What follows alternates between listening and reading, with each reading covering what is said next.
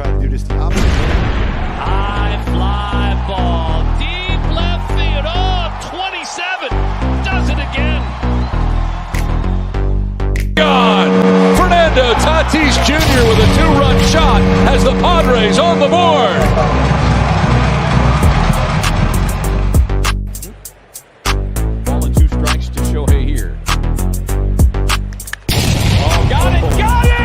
Got it! 33! Oh, wow. Where did that one go? That's his 11th home run. Driven out to deep center field. Going back, Springer, turning, looking, see ya! Oh, what a shot by Judge! The Yankees lead 1-0. Hey everybody, have you heard the news? The lockout's over. Baseball is back. I don't know what to do with my hands.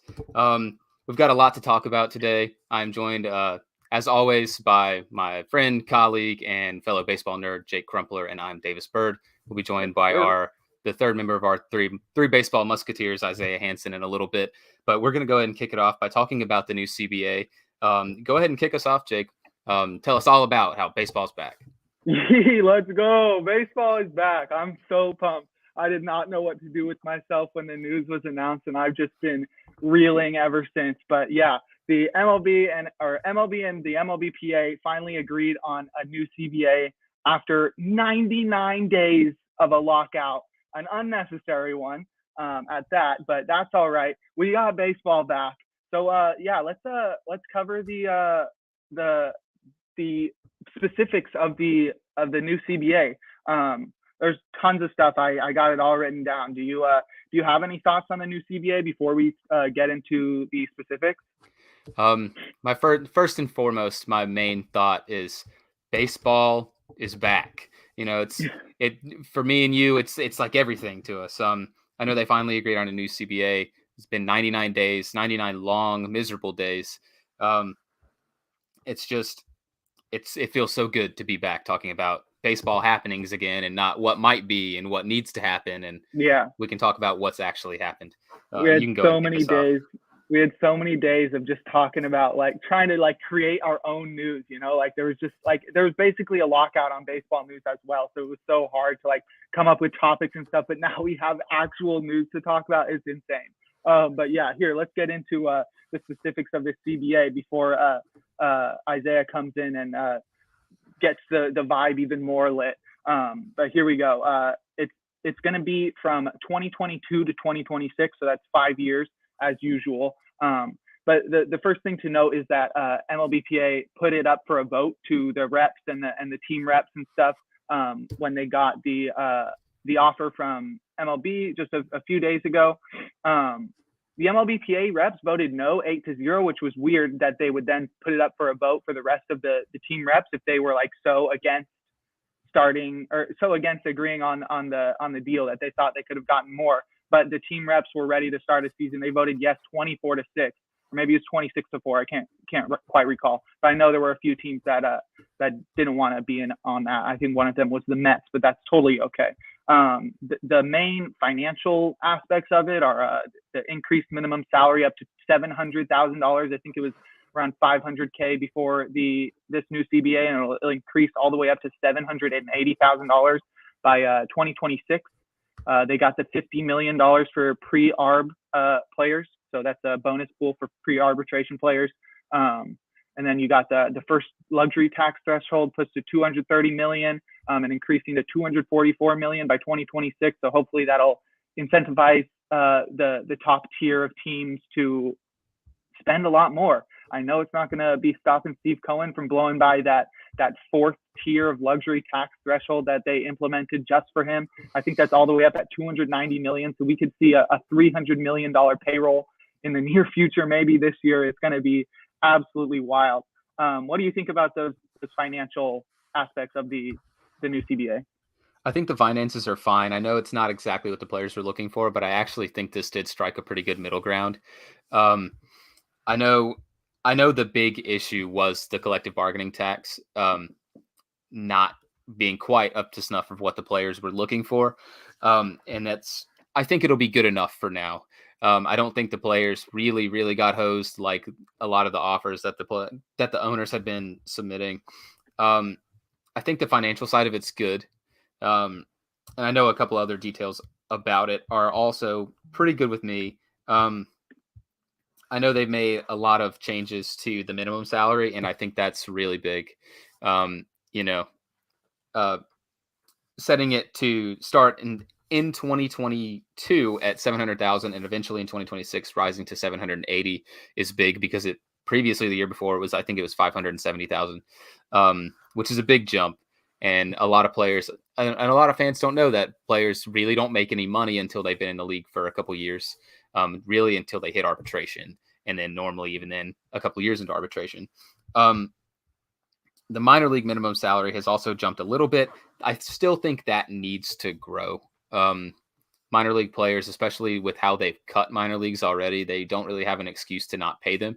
That'll be something to look forward to for the next CBA in 5 years, hopefully when there's not another lockout. I really think it should be fine. Pre-arbitration bonuses are pretty good too, along with the bonus for awards. I know they changed a little bit with that as well. The CBT changed a little bit, and I think it should be okay. Like you said, the fourth tier is there in place to kind of keep Steve Cohen specifically in check. Other than that, I think it's good. I think it's good. I don't think either side really won or lost, which is how negotiations should work, which I thought was the craziest part about all of this was like, oh, well, the owners just want to win. I think it's pretty fair. What do you think? You are on mute. I think I can see your mouth moving.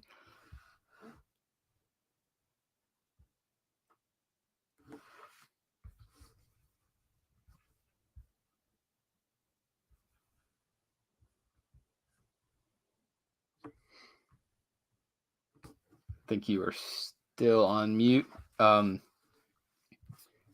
So I can jump into a couple other details about the collective bargaining agreement that are really big sticking points. They've changed several rules, and I know that they've changed several rules regarding base size. Larger bases are going to be in play for next year.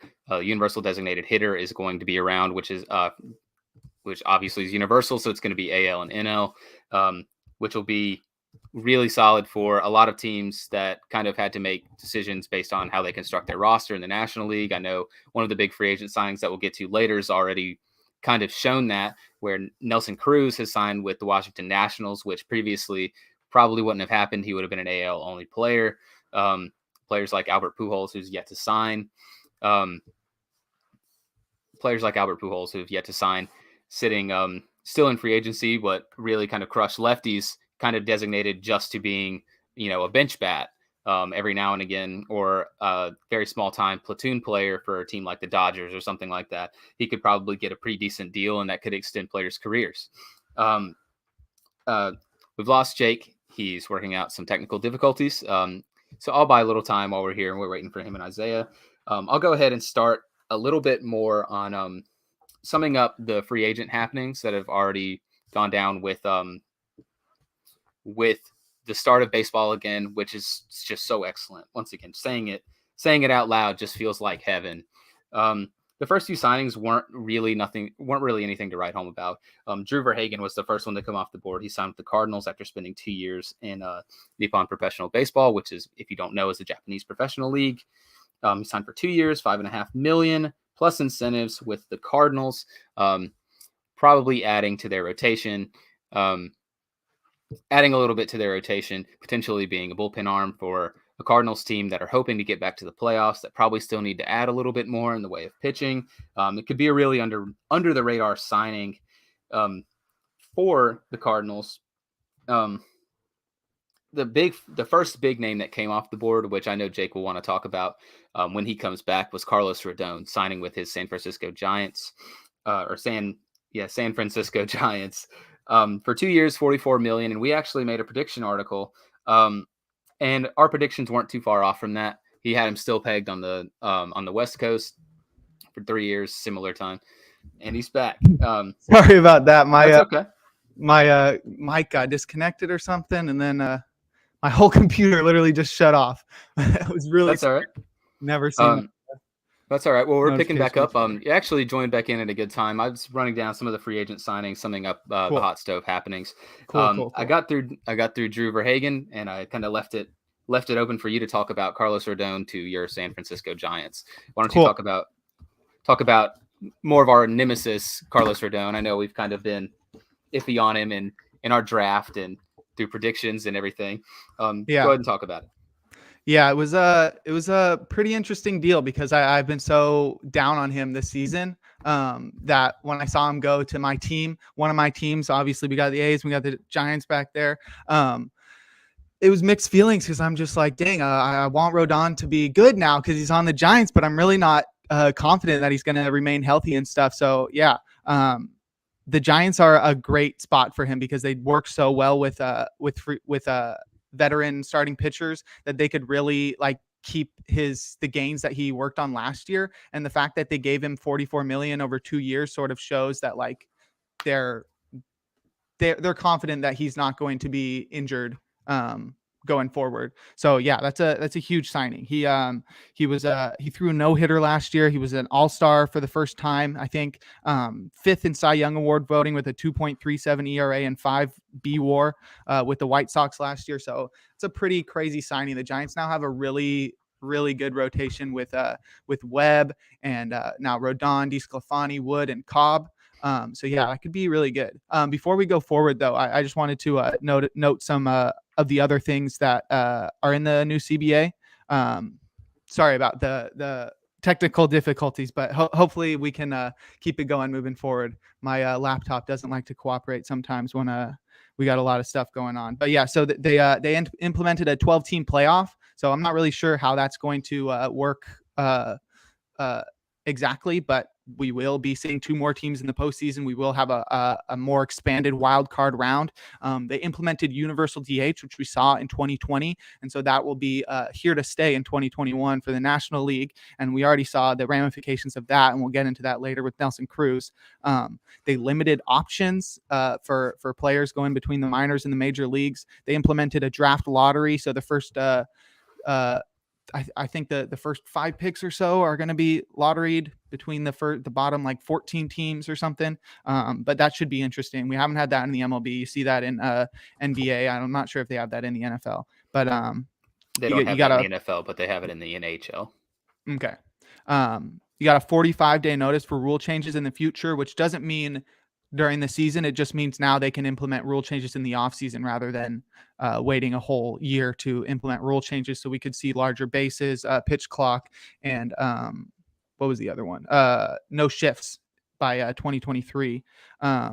Just a couple more. They changed the service time rules. So top rookies that get Rookie of the Year votes, I think top 3 finishes in Rookie of the Year will get a full 3 or a full year of service time, which could be really interesting, but also sort of puts BBWA members in a weird spot. Like when they're voting, they have a say over whether like young players get paid more or hit free agency earlier. So that could be sort of a sticky situation.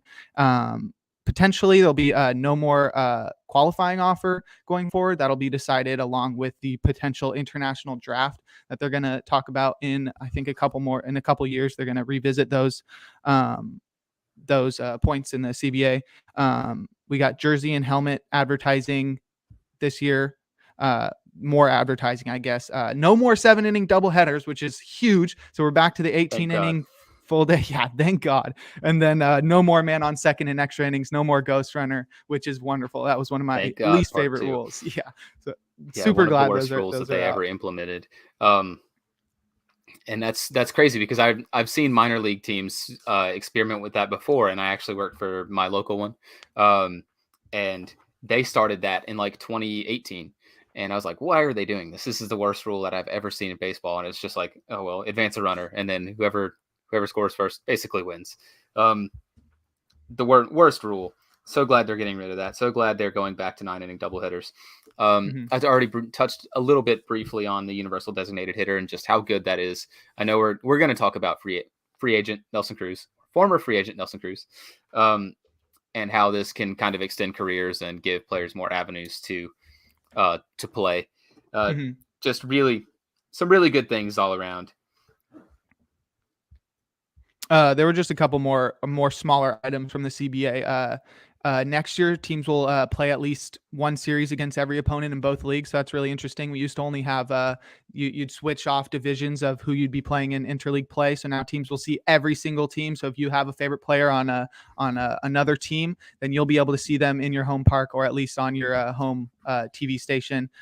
Also, MLB is going to be staging games in Mexico, Asia, Puerto Rico, Dominican Republic, London, and Paris over the next few years, which could be really cool. I think we saw a game in London last year? Yeah, I think that it was either pretty last cool. year or 2 years ago. I want to say it was the Yankees and someone. Yeah, definitely. And then there's going to be no more game 163, which was a big part of like postseason runs in years past. So we won't see that. It's just going to be tiebreakers. And the last thing was that the first two series of the seasons that were supposedly canceled will now be made up by double headers throughout the year, and then a few games added on at the end of the season. But I'm pretty sure I hit literally everything that was put on that CBA. So if you have any last thoughts, go ahead, and then we'll hop on over to the hot stove sum up. Not too much. Not too many thoughts left on the CBA. A lot of things are really good. A lot of things, like you said, will be revisited. A lot of things I'm a little iffy on. I don't really know about an international draft, and I know several teams have kind of, or several prominent players, David Ortiz and Fernando Tatis Jr., really coming out against an international draft.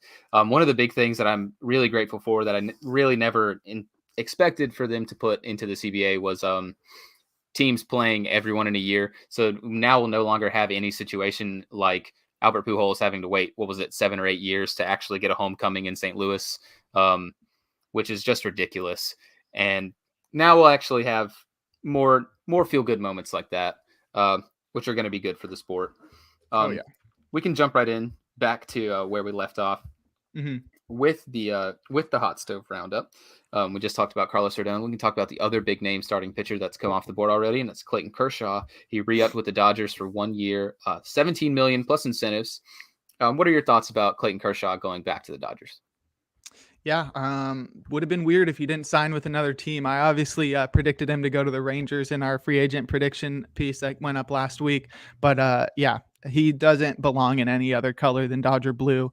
He's a former MVP, 3-time Cy Young Award winner, 5-time ERA title, 8-time All-Star. He wasn't that great last year, or in terms of his standards, a down year for him was a 3.55 ERA and 121 innings pitched. So that was really solid. It's really just all about him staying healthy going forward. He's a one-of-a-kind pitcher. Even now with his velo falling off, he's still amazing. He's continued to increase his slider usage to the point that it's his main pitch, and it just keeps getting better. I don't know how he does it, but he's one of a kind. This might be his last season. We'll see, but I think they wanted to leave some choices up to him, whether or not he wanted to retire after this season or retire before this season. But honestly, he can do whatever he wants. He's going to be a Hall of Famer no matter what. Right. And I know in our predictions article, we both had completely different predictions. I know you predicted him making the obvious homecoming and going to the Rangers. I think we both never really thought he was going to get anything more than 2 years. I know I thought he'd be back with the Dodgers for 1 year, $18 million, something like that. He's so good when he's healthy, even now. And it feels like he's a lot older than he is. He's 34. He's not that old. He's just kind of like Felix Hernandez in a way. He's just got a lot of miles on his arm.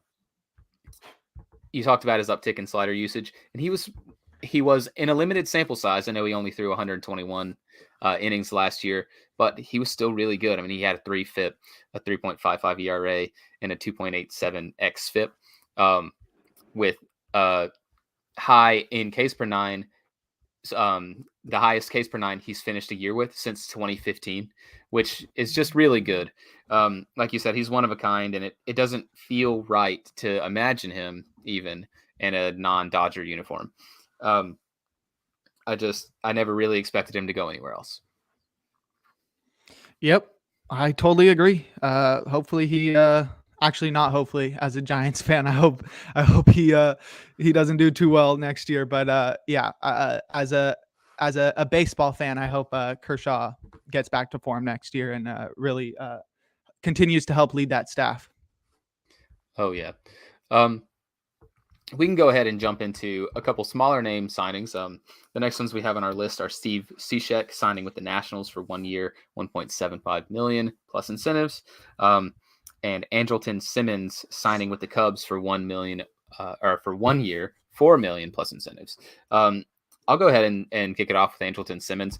Obviously, as a Cubs fan, I know I'm wearing a Braves hat, which is something we'll talk about later with a with a certain trade and a certain someone.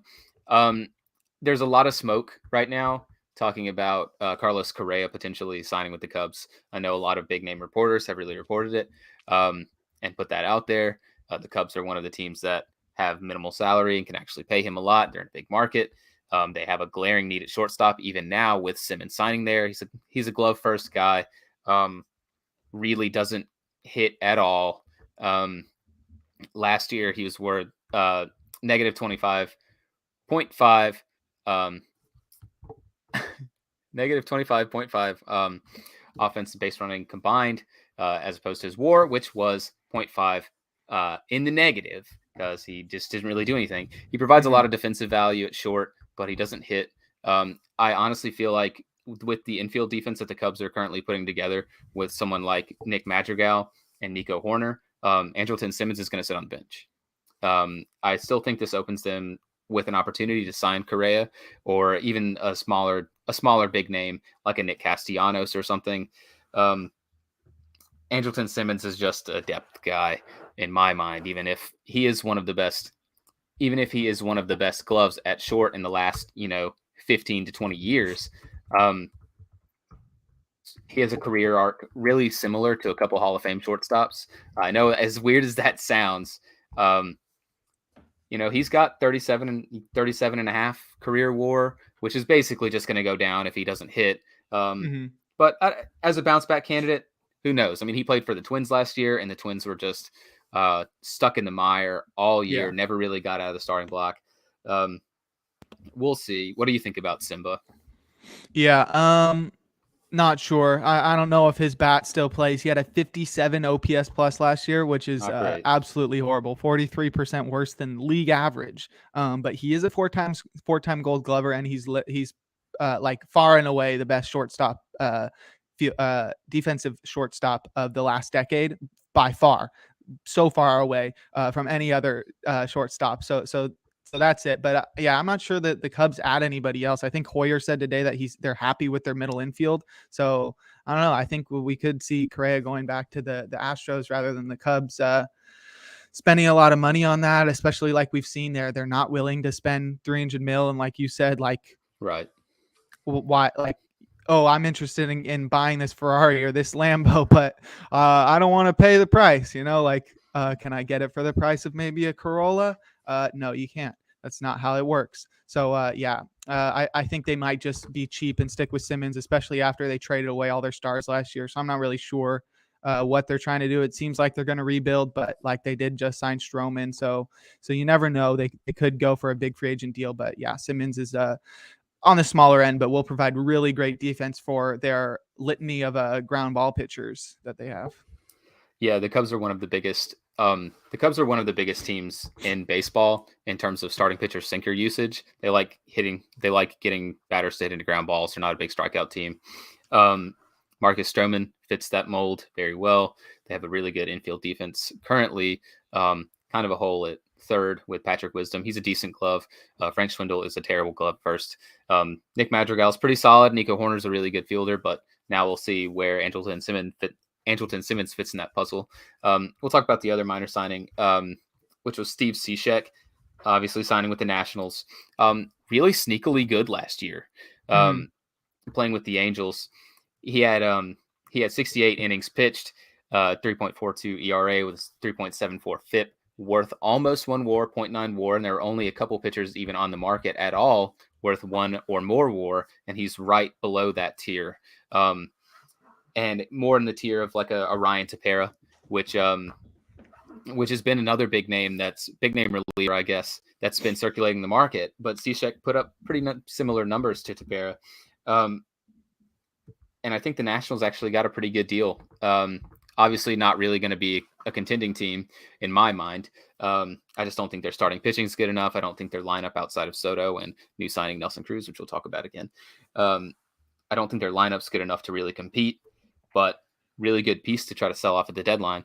Exactly. I think he could definitely be the closer for most of the season. They don't really have any veteran relievers in there. Last year they had Kyle Finnegan, who was their closer to end the season, and he's still around, but he is not that great. And Seashek has 132 career saves, so he's got experience in that role. I could really see him being the Nationals closer for a few months before they trade him off if they're not in contention. And if they are in contention, he could be a really sneaky addition. He's a great veteran to have in the bullpen with that funky delivery. Oh yeah. You've seen it with teams like the Rays. Guys that deliver from weird arm slots are going to be really valued. I think baseball is a copycat sport. Just like everything else, a lot of teams will try to copy what worked for other teams. And seeing the Rays really succeed with a lot of weird, funky arm slot guys, he'll be a really valuable piece at the deadline. I don't think they'll contend, like I said before, but I think if Steve Seashek puts up a pretty solid season, they could probably get a decent piece back for him at the deadline. Our next player we're going to talk about that recently signed is one that just barely missed a cut on our top remaining free agents article, and that's Japanese import from the Mariners, formerly of the Mariners. Yusei Kikuchi signed with the Toronto Blue Jays for 3 years, $36 million. Talk about what you think about Kikuchi. I'm pretty big on him, but I want to hear what you have to say. He really had mixed results last year, 4.41 ERA and 157 innings pitched with Seattle, but he did have a career high fastball velocity.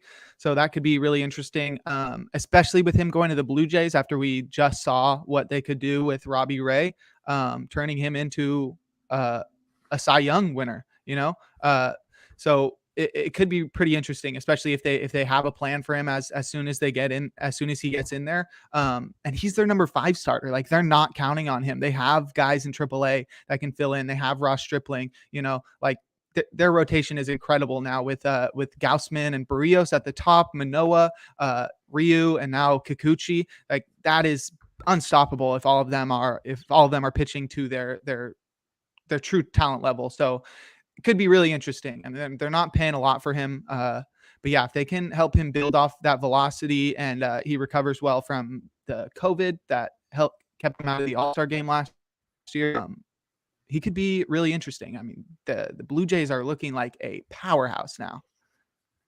Yeah, I agree. I'm really high on Kikuchi. I've been high on him for a couple years. Really had a solid season in the 2020 season, which was obviously shortened due to COVID. So sample size will always preach that. But he's really, really kind of steadied the ship a little bit. He had a really rough first season. In 2019. Everyone kind of expected him to be a pretty solid pitcher.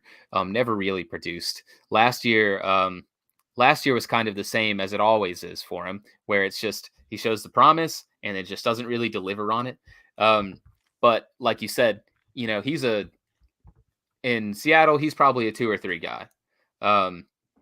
In Toronto, he's a number 5 starter, if not a swingman. And I think that role could really suit him. I mean, he's shown a lot of promise with a couple of pitches. I know, after 2019, he ended up ditching a curveball in favor of throwing a cutter more. He developed a cutter that actually was really, really good in 2020, with great peripheral numbers, and kind of took a step back in 2021. And it makes me really confident with a team that is able to take a player like Robbie Ray and really just ramp him up to the next level, turn him into a Cy Young contender, Cy Young winner even. And now they have another reclamation project that they could maybe do some magic with. And if they do, I mean, we've both pegged the Blue Jays to make potentially long runs and potentially win the division. I don't particularly think that the AL East is that strong. I don't think the Yankees have made enough additions to really be, at the same level as the Blue Jays look to be. The Red Sox kind of looked like an anomaly last year. the Rays are the Rays. They're really good, and the Orioles are garbage.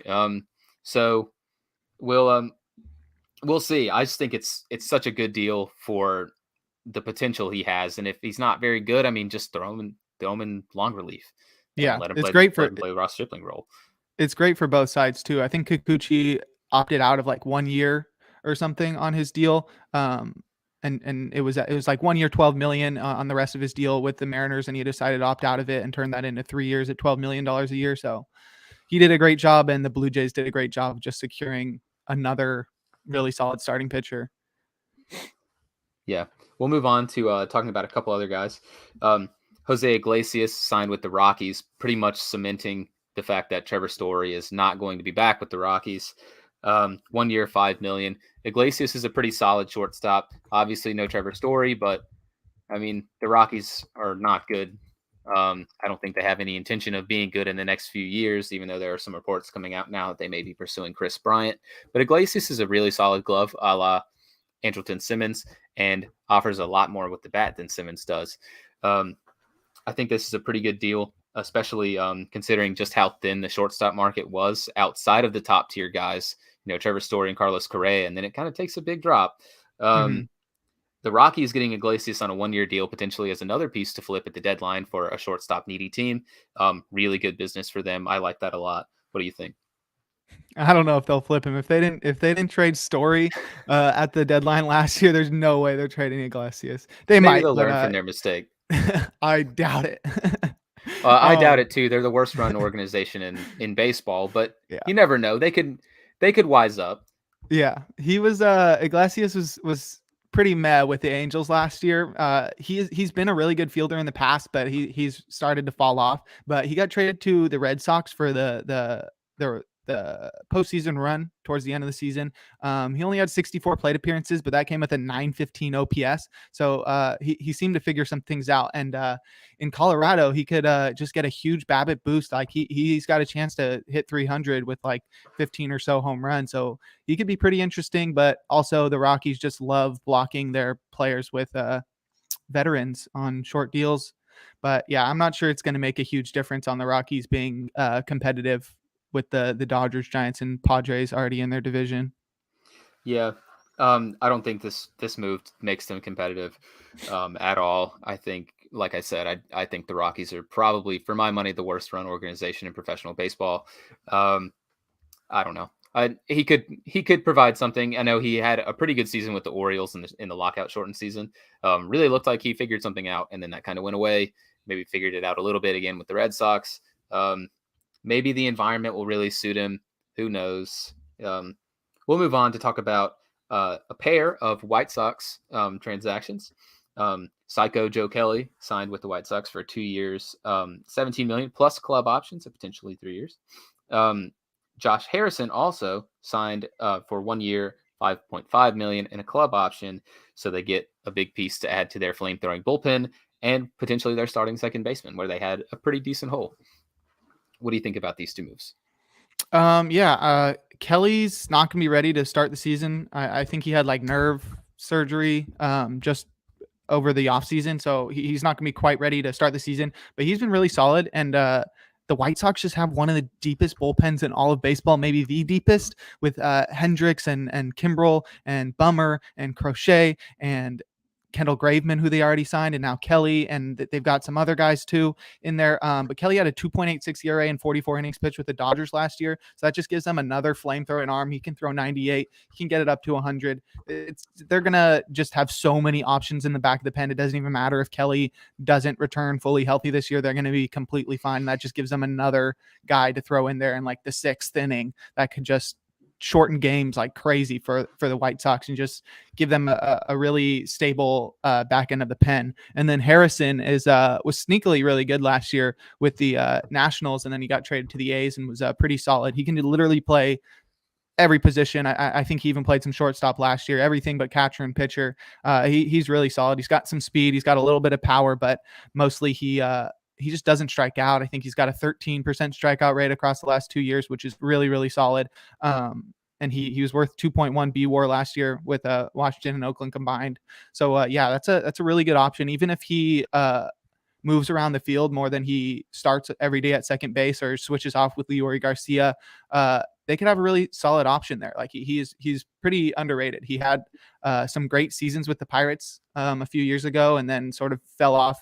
Like I remember the the trade rumors on him were huge for a while because he was so valuable with the Pirates, and then he sort of had one down season and everything died off. But he seems to have rebuilt his value, and being in a White Sox lineup that's really dangerous, he could really be providing some good value. Really good late round pick in fantasy if you're into that. Yeah, the big thing that I think stands out with Josh Harrison is just how shockingly consistent he's been the last 2 years with Washington, in 2020 and in 2021 before he was traded to the Oakland A's. I mean, he went back-to-back years, 278 to 279 batting average, 352 to 351 on base, 418 to 400 slug, and then his WOBA was 335 to 325, and then his WRC plus was 107 to 103. He's an average to slightly above average bat that's not going to strike out. It's going to hit for contact, and he doesn't really need to hit a lot of home runs in that lineup. I mean, that was a dangerous lineup. He just needs to get on base, and he gets on base, and he plays pretty solid second base and plays a pretty solid everything. I mean, I think this is a really sneaky move that makes a contender a lot better. Very good point. Right. We'll go over a couple other smaller tier guys. Nico Goodroom signed with the Astros. He was non-tendered by the Tigers. He's a super utility kind of guy. A lot of reps at shortstop. Obviously, they didn't really have a need for him to play shortstop with the Tigers, seeing as they signed Javier Baez.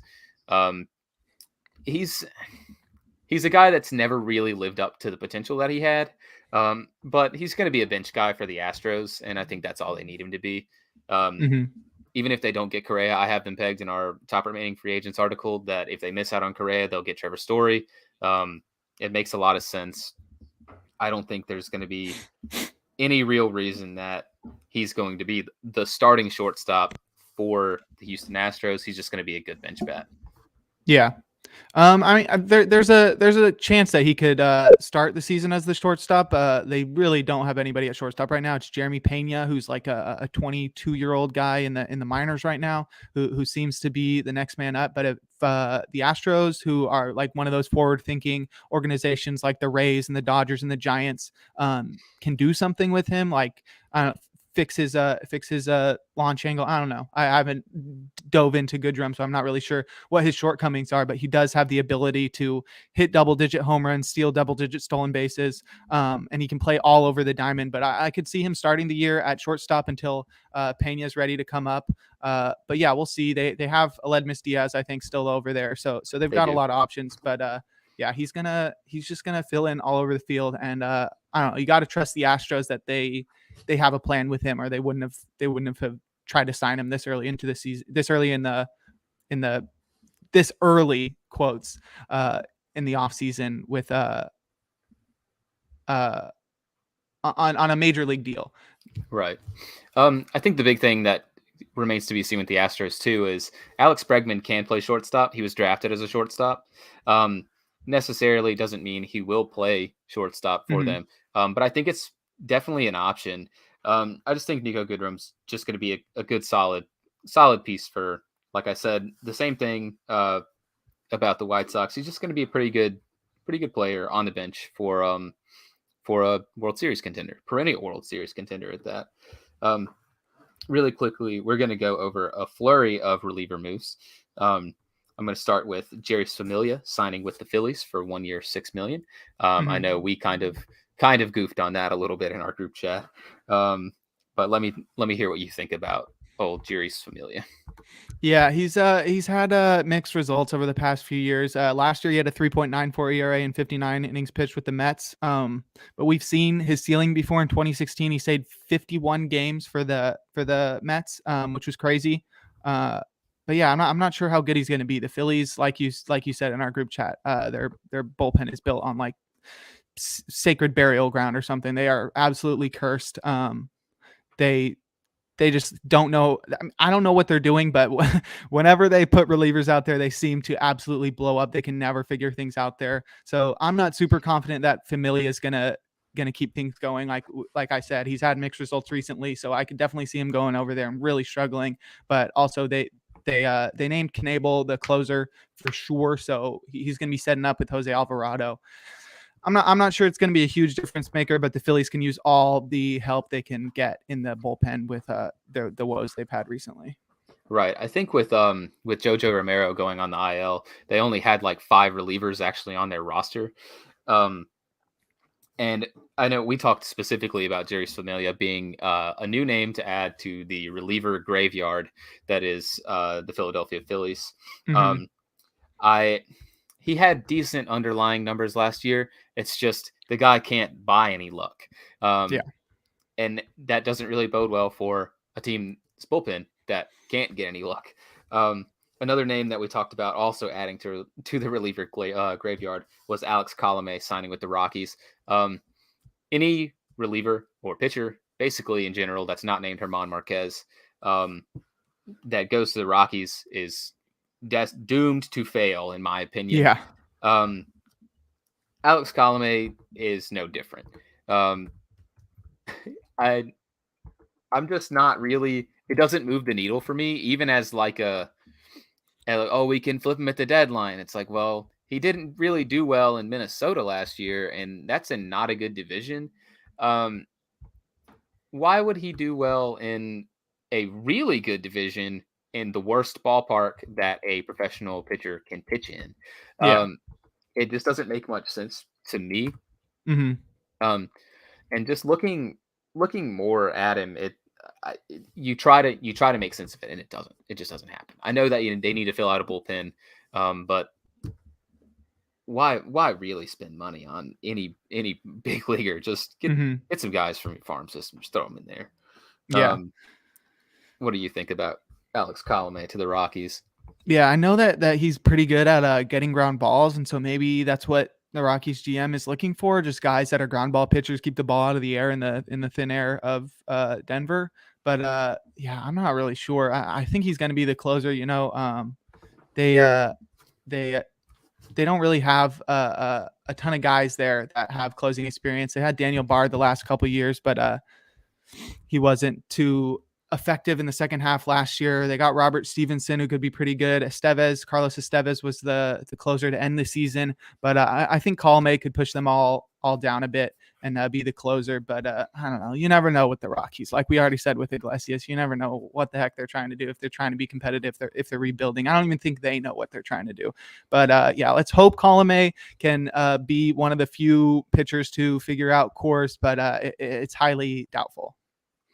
The only things that really bode well, in my opinion, for Alex Colomé to the Rockies are it's been proven in Coors. Basically, the only things that work are low spin fastballs and sliders. He doesn't throw a fastball, but he has a low spin, or he doesn't throw slider, but he throws a low spin fastball.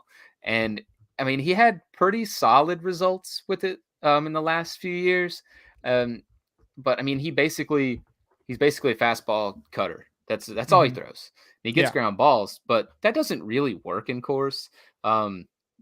It's just not a really tangible strategy that's worked. Yeah. They've tried it. Strikeouts in Coors. You do. They've tried it several times with guys like Brian Shaw and Wade Davis, and it doesn't work. That did not work out. Wade Davis literally had to straight up retire after going to Colorado. No. We'll move on to a couple of Red Sox lefties that they've signed. And they've signed Matt Strahm for 1 year, $3.3 million. And they've signed Jake Diekmann to a multi-year deal. Value that is unknown currently at this time. You've seen Jake Diekmann. You watch Bay Area sports. What do you think about Jake Diekmann first? Yeah, he's was sneakily super good in 2020. I think he had a 0.42 ERA in 2020, which was incredible. And then he didn't really keep that up in 2021, 3.86 ERA in 60 innings pitched, but still really solid. He's got high velo from the left side, which is hard to find. And I guess the Red Sox really needed some veteran relievers, but yeah, Diekmann could be really sneakily good. Let's hope they didn't sign him for more than 2 years, because that doesn't seem like a good idea with any reliever that's not like one of the best closers in baseball. But yeah, he could sneakily be really good. He'll definitely lengthen that pen a lot. You got a chance to close maybe if Barnes doesn't figure things out, and maybe Whitlock ends up in the rotation. And then for Strahm, he struggled with injuries last year, but he's been a sub-3 ERA pitcher in the past. I think both in 2020 and 2018. But he could be a swingman. He can start a little bit. He can go multiple innings. Should be really interesting that they're adding a couple lefties to lengthen that bullpen to replace the next relief pitcher we'll talk about after we hit on Alberto. Yeah. I'm actually pretty big on Strahm. I think he, like you said, he really struggled with injury last year. And the biggest thing that I think Strahm provides is multi-inning relief, which is just incredibly valuable, just in general. And having a guy like that really can make a load easier on your bullpen and on your rotation. Even last year, I mean, he struggled with his knee. He basically had problems with that same knee all year. Ended up with a horrible ERA, 8.1 basically. But he wasn't that bad. He just got a little unlucky. His BABIP against him was almost 500, which is not sustainable, even if you were the worst pitcher in baseball. We had 2.42 FIP. The Padres in general just were hurt last year, and when they were healthy, they couldn't figure it out. I think he's a pretty solid get for the Red Sox. And like we've said before, at least in my opinion, if the Red Sox aren't the most competitive in their division, if they have a couple injuries or just take a step back, he's on a 1-year deal. Guys like that are going to get traded at the deadline. They'll get something back for him. We can go ahead and move on to Hanser Alberto signing with the Dodgers before we talk about our next reliever, like you said. Yeah, it's very similar to that Nico Goodroom signing. He can play all over the place. He's doesn't have the same power or speed that Goodroom has, but he does have a career 276 average. He can play all over the infield. The Dodgers are known to get the most out of all of their players, especially on offense, like we've seen with Chris Taylor and Justin Turner in the past. They're really good at turning guys into power hitters. So maybe they can increase Alberto's launch angle. I think the only thing to worry about with him is that he really just does not walk. He refuses to walk. Yeah. Well, he's just probably walked 30 times in his whole career. It's insane how little he takes pitches, but he's a big contact guy. He's obviously not going to be starting. He's going to be a backup guy, but he does have a major league deal with a club option for next year. So I guess the Dodgers were interested in him for some reason. So you got to trust the Dodgers on this one, that they know what they're doing. They see something in Alberto that they can possibly get out of him in the next 2 years. To that walk point, Hanser Alberto for his entire Major League Baseball career has not even walked 30 times. He's walked 29 times in his whole Major League career.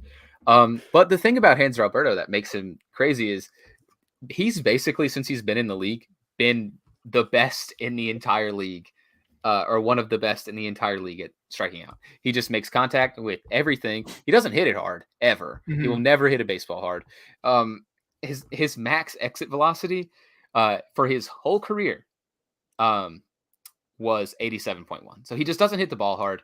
His launch angle is not very good. What? Yeah, he hasn't crossed 90 miles per hour. I could hit at 90 miles per hour. That's his average. Exit velocity. His average exit velocity, his highest average exit velocity was 87.1. His max was 107, which is some pitchers hit it harder than that. I think the stat I saw was that Madison Bumgarner has more career walks than Hanser Alberto. I'm not surprised by that. I wonder what the comparison for Zach Greinke is. But like you said, I mean, he's a guy that's going to sit on the bench. The Dodgers are like the new Cardinals, and they'll find some weird player that'll do something. He's going to be probably their new weird player that just goes off this year for no reason. It's a whatever signing. I mean, he's a bench bat. Under the radar. Right. We'll move on to a couple more guys getting picked up. We'll start with Adam Ottavino being signed by Steve Cohen's New York Mets. Yeah, he's a fastball slider guy. Got one of the craziest sliders in the game. Obviously Babe Ruth. famous. Yeah, exactly. Obviously famous for saying that he could easily strike out Babe Ruth, which I don't doubt. But that it's not fair to take Babe Ruth out of the grave and make him face a major league That's pitcher. true. I could strike out Babe Ruth. He's dead. But he's just a great reliever, adding to a bullpen for a team that should contend. Adam Ottavino, you can open up his Savant page and it's mostly red except for chase rate and walk percentage. But it's for him, he's just he throws a wiffle ball slider that hardly anyone in the league can hit. When he gets hit insanely hard. But pretty good get for the Mets, I think, adding to their bullpen that already has Edwin Diaz and Trevor May, a couple other guys. Not too bad. I think it's a pretty solid get. Any solid reliever for a contending team is like up in arms, like, oh yeah, we got one. At least that's how it feels when the Cubs were trying to sign anybody when they were trying to contend. We won't dwell too long on Adam Ottavino. We already know how good he is. Let's talk a little bit about another White Sox signing, and Vince Velasquez. He signed with them for 1 year, $3 million. What do you think about Velasquez? How do you think he fits into this team? Yeah, I'm not really sure. I mean, I don't think he's going to be in the rotation, but he does have a major league deal. So they're going to try to fit him in somewhere. I'm sure he's going to be in the bullpen as a long reliever type guy. I don't really have too much confidence in him. Sort of soured on him after everybody probably thought he was going to be really good. He's got big velo. But yeah, he's really struggled recently. 6.30 ERA last year with Philadelphia and then moved to San Diego midseason. But yeah, I'm not sure he's going to be that great unless the White Sox really have something in mind of what they're trying to do with him. And their pitching coach is really good, Ethan Katz. But I think they're really going to have to put some work in him to make him, I don't know, even serviceable. Like, you don't want to send out a guy with like a career 5 ERA starting games or out of the bullpen, like he's going to be mop up duty maybe. Yeah. I'm not high on this deal, but I think a lot of teams, like I mentioned with the value of Kikuchi, and you mentioned it too a little bit with Stripling, is a swingman type is valuable, and he started for the Phillies before. I guess, I mean, it at the very least, he could be an insurance policy if one of their starters gets hurt, or if Keuchel just blows up again. It'd be hard to be worse than Keuchel when he's blowing up. So maybe they'll get something out of him. For me, this is another deal that you said, he got a major league deal. I was kind of surprised by that. Personally, I thought he'd be a non-roster invitee to some team. Yeah. It doesn't seem like they would need to give him a major league deal. Like, I wonder how many other teams were offering him major league deals. Maybe like the Orioles or something, were like, hey, like, you can come be in our rotation. And he was just like, no, I'll be in the bullpen super cheap for anybody that's contending. You can come throw BP at Camden Yards. Exactly. We'll move on to a good reliever being signed by the Milwaukee Brewers, and that's Brad Boxberger. He was really sneakily good for a great Brewers bullpen last year. Tell me what you think about Boxberger. Yeah, I'm not really too familiar with what he throws, but I know that he had a 3.34 ERA and 64 innings pitched last year with Milwaukee. We've seen him be a closer in the past, I think, with the Rays. But yeah, he's pretty sneaky. The Brewers really know what to do with gosh. I don't know if my AirPods just died. Oh, there we go. Reconnected. Sorry. He had a 3.34 ERA, but he was really solid. Let me fix my my audio real quick. Okay. If you want to go ahead and talk about the next guy. Sure. I can talk a little bit about Brad Boxberger too. I mean, he's a fastball slider, changeup guy. Out of the pen, just pretty good numbers. I know the NL Central just isn't a very good division as a whole, but he throws strikes, he gets outs, doesn't walk guys. Appeared in 71 games last year, which is pretty solid. 64 innings, struck out 83 in that span with a 1.07 WHIP. And that's pretty in line with his career. And he's on the downturn now. He's older. He's 30. He'll be 34 this upcoming season. But he's in a bullpen that really understands, kind of like the Rays, how to get the most out of matchups and when to use certain relievers. And I know Craig Counsell gets the short end of the stick sometimes because it blows up in his face. And that's just how bullpens are. Sometimes volatility of bullpens is just going to get any team. The best reliever in history, Mariano Rivera, has gotten knocked around a couple times. They're not all impervious to being hit around. But that's a great bullpen, and he's just going to be another big piece of it, along with a returning Devin Williams and Josh Hader if he doesn't get traded. We'll mention a couple other guys really quick. Fan favorite Willians Astudillo signed a minor league Tortuga deal with the Miami Marlins. He wasn't very good last year, but he's La Tortuga. It's hard to not get excited about Willians. He's a lot of fun. He's so fun. Super utility guy. Insanely fast for his frame. Just an overall weird player. Everyone likes a weird player, and he's like one of everybody's favorite weird players. Yeah. He signed a minor league deal with the Marlins. The Marlins are probably not going to compete. I imagine he'll make the roster. And we'll get another year of Willians Astudillo highlights. Yeah, I don't have much to say about him. I just wanted to note that he still be signed by a team. We're not going to see him going out of the United States, signing with some foreign team or whatever. He'll still be in the major leagues, hopefully. But yeah, that's great for baseball. He's a really exciting player to watch. Should be interesting if he gets some time with the Marlins. Everyone loves Astudillo. Oh yeah. We'll get to one of the big ones that we've mentioned a million times by now. It's Nelson Cruz. He signed for 1 year, $15 million plus a mutual option with the Washington Nationals, which is the first really big piece that we've seen get picked up in the National League as a designated hitter, because Nelson Cruz, let's face it, I mean, he's 100 years old. He's going to hit 1 million home runs. He's never going to play in the field. He's a designated hitter. And he'll be in a lineup where he's going to be right alongside, for my money, the best hitter in all of baseball is Juan Soto. And I just think that's one, it's really cool to see. It's just really cool to see that actually happen. There's a National League designated hitter. And it's Nelson Cruz, one of the best ones to do it. It's just interesting. Like we said, he's on a 1 year, plus a mutual option. He is going to be a gigantic trade piece at the deadline. Almost like what the Twins did with him, shipping him to the Rays. If the Nationals are just in last place, not anywhere close to contending, which their division shapes up right now to be pretty difficult, I really think he could get traded, and they could probably get a haul back for him, especially with the option tacked onto it, getting an extra year of Nelson Cruz. Yeah, really big. Yeah.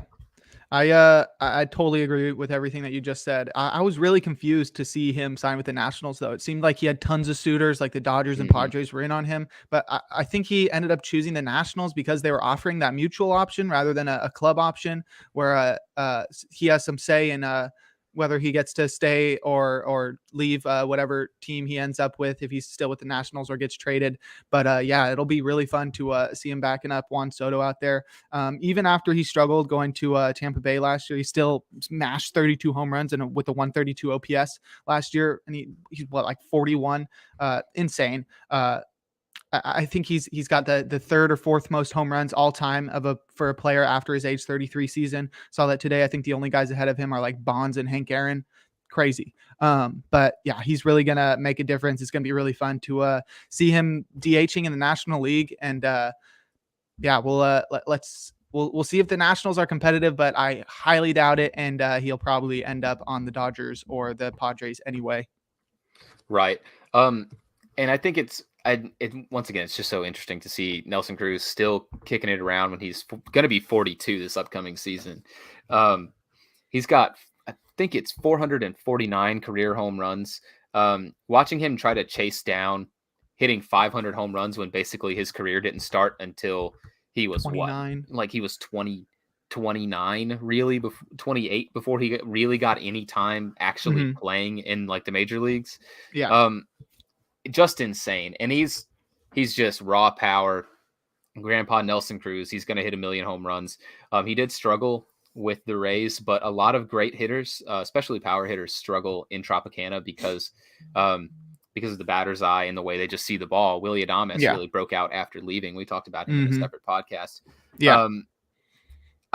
He could go to the Nationals and hit 40 home runs. He could get traded midseason and still end up hitting 40 home runs and knocking in 100. And, he's going to strike out 1 million times, but that's whatever. He's there to hit you home runs. That's the whole reason you signed Nelson Cruz. One of the biggest names off the board, in my opinion. We've got a couple more free agent deals that have happened so far. We'll go over them really quickly too. Ian Kennedy signed again with the Arizona Diamondbacks for 1 year, $4.75 million plus incentives. What do you think about that deal? You obviously have seen more Diamondbacks games than I have, as you're a Giants fan. So I'd like to hear what you have to think. Diamondbacks have not been too great recently, so I'm not really sure how many opportunities Kennedy is going to have to finish out wins. But Melanson was signed earlier this offseason, so I think he's the clear closer.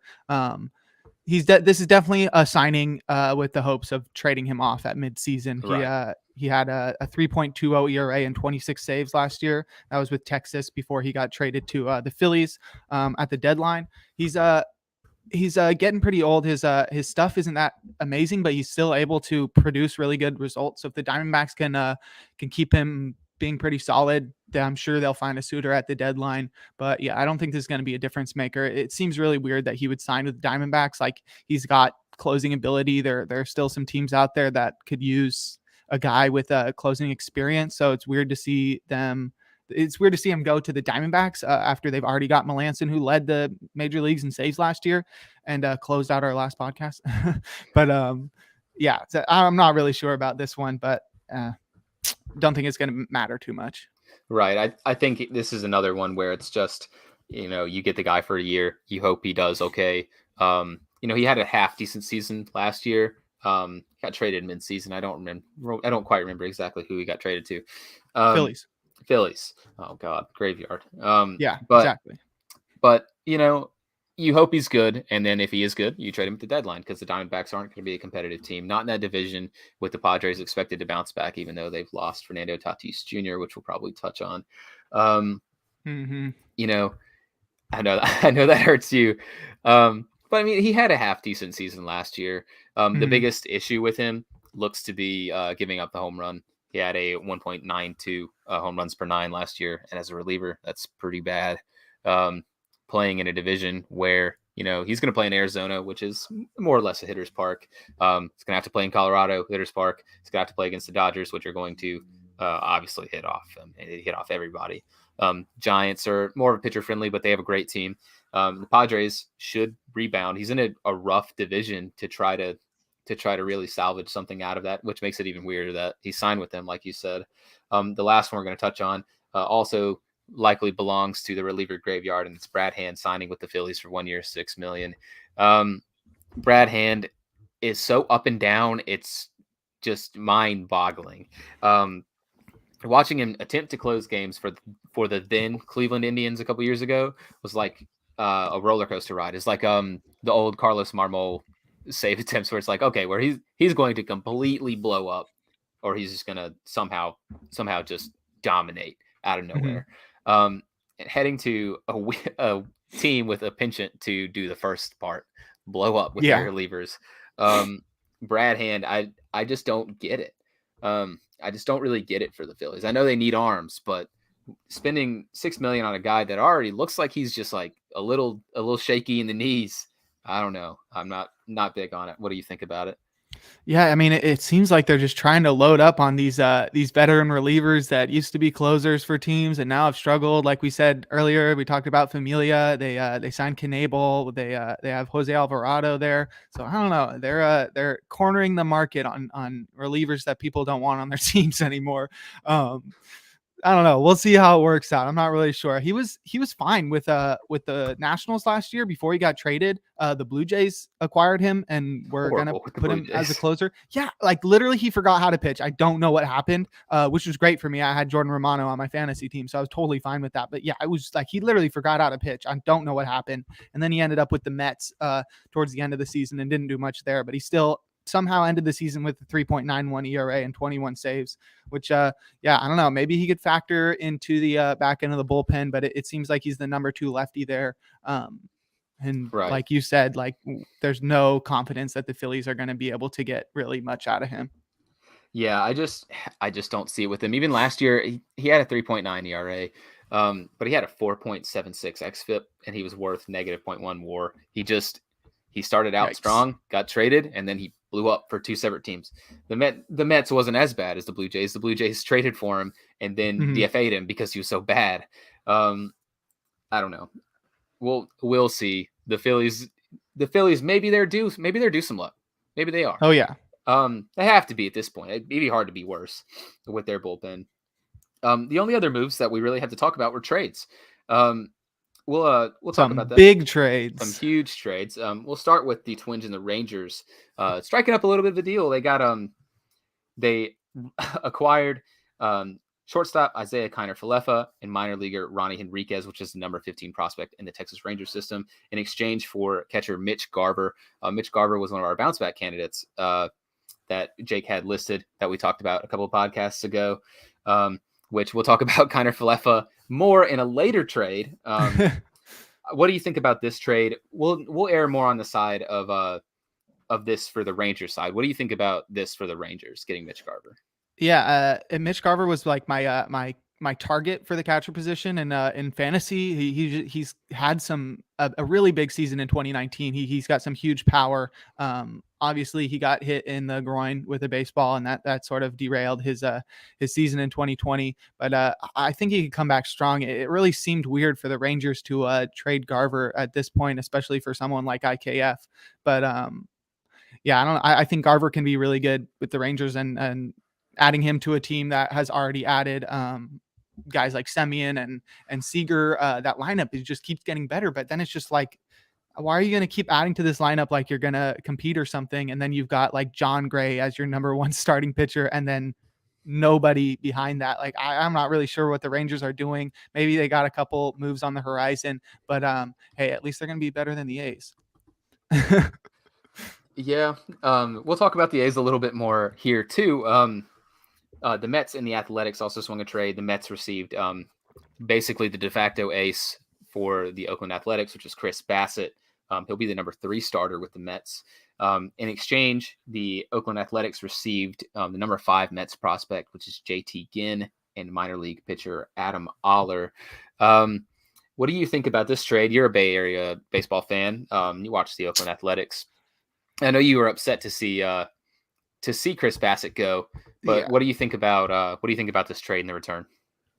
I was pretty upset to see Bassett go. He was really underrated the last couple of years with the A's, and he was a real trooper after getting hit in the face with a ball towards the end of last season, and he ended up returning and stuff. So he's doing fine. But the Mets are getting a really great pitcher, one of those guys who constantly outperforms his peripherals because he's like a sinker guy, leans on his fastballs, but his four-seamer was really sneakily good last year, and that really gives the Mets just a really crazy rotation. They got DeGrom, they got Scherzer, they got Bassett, they got Taijuan Walker, and they got Carlos Carrasco. Like that's a really good rotation any way you look at it, as long as like Cookie can come back and like be really solid. But from an A's perspective, as an A's fan, I'm not really sure about this return. JT Ginn was I think a 2020 second rounder or first rounder for the Mets. But he's got, I've heard a lot that he's got a lot of reliever risk, that he could end up in the bullpen. So it's weird to give up Bassett for somebody like that. But I guess Bassett's already 33, 34. So maybe that was really all that they could get out of him. And Adam Oller apparently broke out in the minors last year, but he's, I think, 27 or something. So I'm not really sure how much of a difference he's going to make. But yeah, disappointing to see Bassett go. But that's a great trade for the Mets. They're really looking to really be competitive and knock off that Mets gonna Mets title. Right. And with these two trades, JT Ginn immediately slides into being number 4 prospect in the Oakland Athletics system, and Adam Oller will be in number 19 in that system in an Oakland A's farm that really needed a shot in the arm. Exactly. They failed to really compete last year, kind of fell apart. We'll talk about another trade they've made in a couple minutes, but it's looking kind of dire for the Oakland Athletics at the moment. Selling off a lot of pieces, trying to pick up pieces in other spots.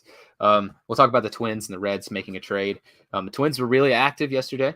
They acquired Sonny Gray and minor league pitcher Francis Peguero for their number 1 overall pick in 2021, which is Chase Petty, right-handed pitcher. What do you think about this trade for Minnesota getting Sonny Gray? Yeah, it's really interesting. If you look at their combination of trades, even going all the way back to last trade deadline where they traded Barrios, they're basically replacing Barrios with Gray. It could be really interesting, especially because Gray is pitched for the Reds for the last couple of years, and they have a really, really, really bad ballpark for pitchers, especially for someone like Gray, who's not really a ground ball pitcher. Maybe he can really thrive in Minnesota, where he'll be able to throw a bunch of sliders with Dylan Bundy. We'll see, though. They're definitely going to have to make some changes with Gray. We've seen him go up and down, but he's really got a lot of potential. And then from the Red side to get Chase Petty is pretty big, but he's like Jin in that he has reliever risk. But if you've ever seen him pitch, go check out Pitching Ninja. I think they've got a video of his bullpen work, and he can throw 100 miles per hour with a freaking deadly slider. So he could be really dangerous. Like maybe he ends up as a closer, but he's obviously, like you said, 2021 first round pick by the Twins. So he could be a big get for the Reds, but the Twins getting a veteran starting pitcher here to continue to add to the team is pretty big. Right. And the Reds made this move with the future in mind. I don't think, especially now that Castellanos has opted out, I don't think they're anywhere close to contending even for a playoff spot. But now with the addition of Chase Petty, he slots in as their number 4 overall prospect. And with that top 4, that also includes another fireballer in Hunter Green and really good pitching prospect from the left side, Nick Lodolo. The Reds are making this trade with the idea of buoying a potential great rotation in the future with those other 2 guys. I don't hate the trade for either side. The Twins really just needed starting pitchers, and to get Sonny Gray, I think it'd be really good. They're looking with another trade now, like they're gonna halfway attempt to contend, and halfway just kind of middle is what it looks like. The third trade they ended up making was a blockbuster trade that came through late last night with the New York Yankees. They received Gary Sanchez and third baseman Giovanni Urshela in exchange for newly acquired shortstop from the Rangers, Isaiah Kiner-Falefa, third baseman, the bringer of rain, Josh Donaldson, and backup catcher Ben Rortvedt. What do you think about this trade from both sides? Because I know the opinions were kind of flying in the Big Athletes Hub group chat about this trade. Some good, some bad. What do you think? Yeah, I mean, that just a trade that blew my mind last night. I was really not expecting IKF to be sent out just as soon as he arrived. But yeah, the Twins get Gary Sanchez, who maybe just needs a change of scenery after he's sort of fallen off a bit after showing like incredible power potential when he first came up. I'm not super high on Urshela. He's got really great defense at third, but I'm not really sure how great his bat is. It might have been boosted by the short porches in Yankee Stadium. So I'm not really sure what the Twins were going for here, unless they spend the money that was freed up by getting rid of Josh Donaldson. The deal doesn't really make too much sense from their perspective, unless they really feel like Sanchez is going to be a difference maker. But from the Yankee side, I think this is a really good trade. You get Isaiah Kiner-Falefa to be that stopgap at shortstop that they really needed. A lot of people thought that they would go for the big free agent shortstop Story or Correa, but they really just needed a stopgap because they have one of the top prospects in baseball in Anthony Volpe, who plays shortstop, and you don't want to block him, and IKF really fits that mold perfectly, in that he'll be around for just like a couple years, and it's not too big of a deal to move him off the position into a utility role if Volpe ends up being ready. And a lot of people just seem down on Josh Donaldson. He's one of the best hitters in baseball. If you look at his StatCast, he's just all bright red. He's really good. It just depends on if he can keep that hamstring or calf from getting injured. If they can keep him at the DH spot, sometimes he could be really good. But yeah, I think he makes their lineup just absolutely insane. And I think Rortvedt is a little underrated. He's a really good defensive catcher. And if you've ever looked at pictures of him, he has got some of the biggest muscles I've ever seen. He is freaking yoked, which I did not know. I found that out last night. He is just jacked. But yeah, so let's hope that the Yankees can figure something out there with him and Higashioka. But yeah, I think the Yankees definitely won this one, and the Twins really need to make another move to make this one make sense. I completely agree. I know we had a lot of guys in the chat. Oh no, we lost Davis, but that's okay. I'm sure he'll get back on. While this is we're going back and forth, just switching off, falling out of the podcast. Maybe his computer died. We'll find out. But yeah, I'm sure he was gonna give his ideas about Donaldson and IKF. But yeah, I think I'm gonna go and not talk about the big trade that happened today. I'm gonna move on to the Fernando Tatis Jr. injury that came to light this morning. Was a really bad news to wake up to. I was really disappointed, having drafted him first overall in my first industry league TGFBI draft. Yeah, it was really disappointing, especially because oh gosh, and we got a huge trade. Oh man, there's so much going on. Apparently Jesse Winker just got traded to the Mariners. Holy moly, what's going on? But yeah, I was scared of drafting Tatis that early because of his shoulder. He had dislocated his shoulder last season. That was sort of really disappointing to see him struggling with that. So I was sort of worried about that. But then to hear that, all right, we got him back. What's good? Okay. Continuing my thought as to this trade, I just don't understand it from the Twins side. Mm-hmm. Like you said, I think another move really needs to be made for it to make sense for them.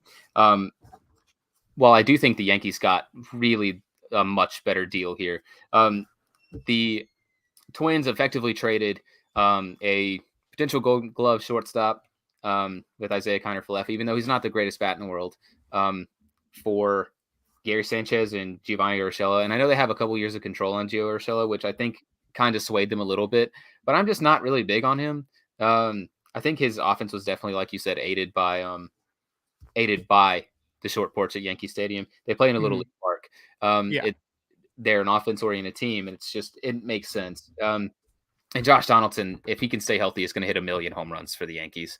I know he's older and he hasn't stayed healthy, but I mean, there's a chance he could play third. He still plays a solid third base. He could even play DH.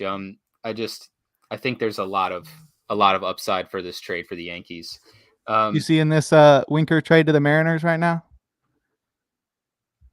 Absolutely crazy. Oh my gosh. If only we had 2 more hours to go over this podcast. But let's hit this Matt Olson trade real quick. Okay. So the last blockbuster trade before the Winker trade, the Atlanta Braves receive Wearing hats right now. Gold Glove All-Star first baseman Matt Olson in exchange for number 1 prospect Christian Pache, their number 2 prospect Shea Langoliers, and Ryan Cusick, their number 6 prospect, and Joey Estes, their number 14 prospect. Basically cementing potentially that Freddie Freeman might not be back with the Atlanta Braves. Yeah. And while Matt Olson's an excellent replacement, it's bittersweet to know that Freddie Freeman might not be a Brave anymore. What do you think? Yeah, I'm really sad to see Matt Olson go as an A's fan. Oh man, the Mariners are getting Eugenio Suarez too in the deal. Holy moly! Sorry. Oh my God. But yeah, holy moly. But yeah, it's really sad to see Olson go. But the Braves are really getting like the perfect replacement for Freddie Freeman.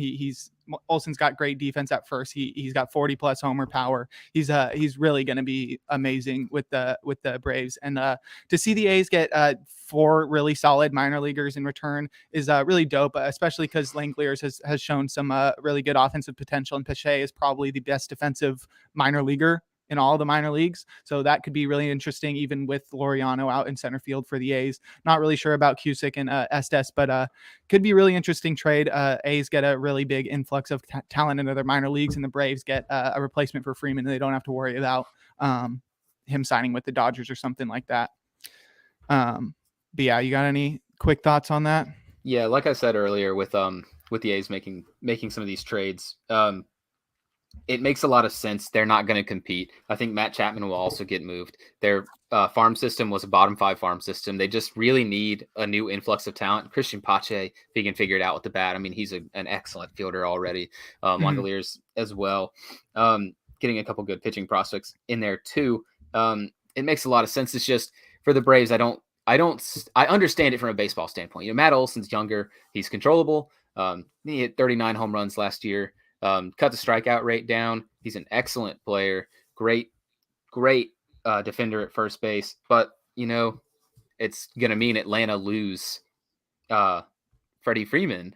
And there's still a chance they could sign him, but it doesn't. We talked about it before, so it doesn't make any sense. They play the same position. You'd have to stick one of them and waste their defense at DH. I just don't get it, unless for whatever reason they're going to rehash the stupid plan of putting Freddie Freeman at third base, which isn't going to happen. Good trade, like on paper, prospects for player wise, situation wise, it's a definitely kind of a feels bad trade, and I hate both that. sides. Yeah, I hate that. We'll cover a little bit more of feels bad with Fernando Tatis Jr. Yeah, I touched on that when you dropped out, but I just missed out on saying that he could require surgery on the fractured wrist and that he could be out up to 3 months. Really disappointing. I was talking about how it affects me personally as a fantasy manager, but it's more just like disappointing for baseball to see one of the greatest stars in the game be out for up to half the season. Could be really disappointing, especially like, I don't know, even if he comes back and then his shoulder is still giving him problems. It's really disappointing to see one of the brightest stars. One of the biggest issues with Tatis in this whole situation is there's speculation that he injured the wrist in the December 8th motorcycle accident in the Dominican Republic. I haven't even heard of that. When he was asked about it too, about his motorcycle accident, he replied, "Which one?" Which is not really what you want to hear from your franchise player and one of the faces of baseball, Fernando Tatis Jr. That he's take that motorcycle away from him. That he's joyriding a motorcycle and messing his wrist up. It's a little ridiculous. Kills Jake's fantasy team. Sorry, Jake. We'll go over a couple rumors. We'll go over a few rumors really quick. The Cubs were one of the main suitors for Carlos Correa. They're supposedly reticent to pony up the $300 million that he's basically asking for. The Astros are back in on that sweepstakes though. The Diamondbacks, Rockies, and Marlins are all in on Michael Conforto, which he'd make sense for all of those teams. Big lefty bat in hitters' park. Well, not so much the Marlins, but in hitters' parks. But the Marlins need all the power they can get. The Cardinals and the Rockies are actually interested in Albert Pujols as a designated hitter option. And while he looks really bad, if you look at his numbers last year, he demonized and victimized left-handed pitching. As part of a platoon, or even just a DH option against lefties, he's a big threat there still. Freddie Freeman, also potential former Atlanta Brave, seems to be deciding between the Dodgers and the Yankees. 7 different teams have also shown interest in Pirates star Bryant Reynolds, which, in my opinion, that doesn't make any sense as to why the Pirates would trade him, but the Pirates are not operated with any common sense, so we could probably see him moved in the next couple of days. We'll talk about the Phillies are interested in trading for Matt Chapman, like we said, but the Phillies are uninterested in moving one of the pieces that the Athletics are after, which is Micah Bell. Bryson Stott or I want to say it's Painter. I don't remember his first name. Sorry about that. Andrew Painter. The Padres are shopping Will Myers and Eric Hosmer. They're also interested in NPB star Japanese import Seiya Suzuki. They'd have to find some sort of prospect to package with probably Will Myers and Eric Hosmer either if they're going to get rid of them. Trevor Story's drawing interest from the Twins, the Cardinals, and up to 5 other teams. And the A's and Twins have also discussed trades for the A's and Twins, have discussed trades for Sean Manaea and Frankie Montas. Oakland Athletics are just stripping it down to the studs is what it seems like. We'll go over our predictions on our next show. Hopefully more of the big names will be signed. We're going to go ahead and use these last 5 minutes to close it off, bring in the closer, and I'm going to hand it over to Jake Crumpler. All right. So we got our boy Rick Aguilera in to close out the podcast. Make sure to stay tuned to the Athletes Hub right now, as we'll have the basketball podcast coming up next, Deep Takes from 3. Tune into that for sure. But here we go. Rick Aguilera had a 16-year career from 1985 to 2000 with the Mets, Twins, Red Sox. He went back to the Twins and then hit up the Cubs. He came up as a starter and a swingman. That seems to be a common occurrence for a lot of the old guy closers. He was traded to the Twins in 1989 in a big old deal for Frank Viola, who was a left-handed pitcher starter. He became a full-time closer for the Twins in the next year in 1990. And really just started breaking out from there. He peaked in the next 2 years from 1991 to 92. He pitched in 127 games with a 2.59 ERA, which comes out to a 161 ERA plus, which is adjusted for ERA. With a 1.11 whip and 83 saves over those 2 seasons. So he was averaging 41.5 saves. Across his career, he was a 3-time All-Star, 91, 92, and 93. 2-time World Series champ in 86 with the Mets in just his second year, and then in 91 in his second year with the Twins. For his career, he has 21.9 career B-WAR, which is really solid for a reliever, and that was in 1,291 innings pitched. With a 3.57 ERA, a 1.23 whip, and a 1,030 strikeouts. So he was really solid during his time. And the craziest part, he's got 318 saves for his career, which is 23rd all time. I think he's got more than Goose Gossage, Hall of Famer Goose Gossage. 23rd all time in saves, despite never ever leading his league in saves, which Davis pointed out to me just last week. And he was the one who suggested this closer to close out our podcast. And he is a member of the Twins Hall of Fame. I think he was elected just a few years ago. But yeah, the boy Rick Aguilera is here to close out our podcast and maybe add on to his 23rd all time saves in this extra innings free baseball episode. But that's gonna do it. Okay, guys. Well, thanks for joining us. And as Jake said, make sure you stick around to watch our basketball podcast with Isaiah Hansen, Devin Withers, and Gary Sonnenberger. They're going to go over all the happenings from the final stretch of the NBA season after this. Make sure you stick around and watch them. They're a great bunch of guys. Put on a great show. Catch us again. We'll probably do this 2 weeks from now. Maybe we'll do another emergency pod in between. Baseball is back. Make sure you follow the Athletes Hub on Twitter, where you'll be able to catch all of our broadcasts, where you'll be able to catch all of our news about future broadcasts, Deep Takes from 3, The False 9, read all of our articles. Next show, we should have Isaiah Hansen back with us. He's missed a couple shows, but we're waiting for him to come back. And hopefully next time we'll have more great baseball happenings to talk about. Yes, sir. Thank you so much, and we'll see you when you see.